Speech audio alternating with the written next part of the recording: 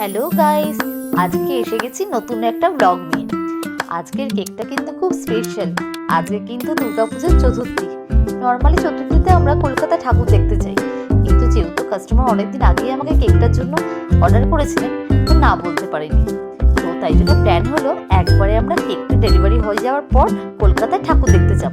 Ready হয়ে গেছি, এই যে কেক প্যাকিং করে নিয়েছি, এবার আমরা যাচ্ছি। এটা কিন্তু আমাদের সাঁতরাগাছি, আর আমাদের যেতে হবে সেই শ্রীরামপুরে। শ্রীরামপুরে আমাদের বাপের বাড়ি। এই যে মেয়ে আমাদের সাথে যাচ্ছে, কারণ যেহেতু আমরা ওখান থেকে ঠাকুর দেখতে যাব, তাই মেয়েকে নিয়ে নিলাম। ওলা খরচা এত চাইছে, তাই ওলা বুক না করেই আমরা ট্রেনেই যাব ডিসাইড করলাম। এতক্ষণ ট্রেন দাঁড়িয়ে মেয়ে বোর হচ্ছে, তাই একটু নাচতে শুরু করে দিয়েছে। এই দেখো ট্রেন কার্সেলে দাঁড়িয়ে পড়েছে। এবার তো জানো কার্সেলে কতক্ষণ দাঁড়ায়। এই যে এসে গেছি আমরা ভেন্যুতে। তার ভেন্যুতে আসার আগে আমি মেয়েকে আমার মায়ের কাছে রেখে এসেছি, কারণ শ্রীরামপুর যেহেতু আমার বাপের বাড়ি, ওখানেই এসেছি কেকটা যেহেতু দিতে, তাই ভাবলাম মেয়েকে আর এখানে নিয়ে আসবো না। কেক রেডি হয়ে গেলে তারপর আবার মেয়েকে নিয়ে সোজা চলে যাব। তো এই যে এসেই দেখলাম ডেকোরেশনটা তো ফুল কমপ্লিট আছে। আমরা বললাম টেবিলটা অ্যারেঞ্জ করে দিতে, বাদ বাকি কেকের ডেকোরেশনটা কমপ্লিট করবো। এই যে কেকের ডেকোরেশন করছি আমি, মোটামুটি সবটাই করে নিয়েছি। আর এটা ছিল পুরোটাই একটা ক্রিম কেক, কোনো ফন্ডেন্টের কাজ ছিল না। তো যেহেতু ফন্ডেন্টের কাজ ছিল না, তাই বেশি সময় আমার লাগেনি, বেশি শুধু একটুখানি কাজ বাকি ছিল।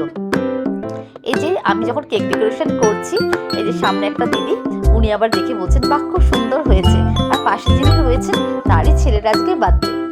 তো এই যে আমি বাড়ি থেকে জেমসগুলো কেন বসিয়ে আনিনি, কারণ জানো তো জেমসগুলো না আগে থেকে যদি কেকের ভিতরে বসিয়ে দিই, তাহলে কেকের যে ময়েশ্চারটা থাকে সেটা জেমসে গিয়ে জেমস থেকে কালারটা ডিসকালার হয়ে যায়। তো সেটা দেখতে খুবই বাজে লাগে। ওই জন্য আমি এখানে এসে জেমসটা দেওয়াটা কমপ্লিট করছিলাম। তার সঙ্গে গাড়িগুলোও বসিয়ে দিয়েছি, কারণ অত দূরের রাস্তা যদি গাড়িগুলো নড়ে পড়েছে তার জন্য। এই দেখো মোটামুটি আমার প্লেটে যতগুলো জেমস ছিল সবগুলোই আমি কেকে দিয়ে দিয়েছিলাম, যাতে দেখতে আরো বেশি করে ভালো লাগে। এর মাঝখানে তো মেয়ে ফোন করছে, মা কখন আসবে, ঠাকুর দেখতে যাব কখন। আমি বললাম তুমি একটু তোমার বোনের সাথে খেলো, মানে আমার ভাইয়ের মেয়ের সঙ্গে, আমি এক্ষুনি পৌঁছে যাচ্ছি। আমার ডেকোরেশন প্রায় কমপ্লিটই হয়ে এসেছে।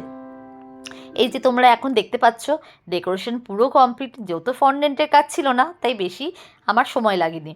তো কেক কমপ্লিট করে কাস্টমারকে দেখিয়ে দিলাম যে দেখুন আপনার কেক কমপ্লিট কেমন হয়েছে। উনি তো খুব খুশি, আবার আসবো।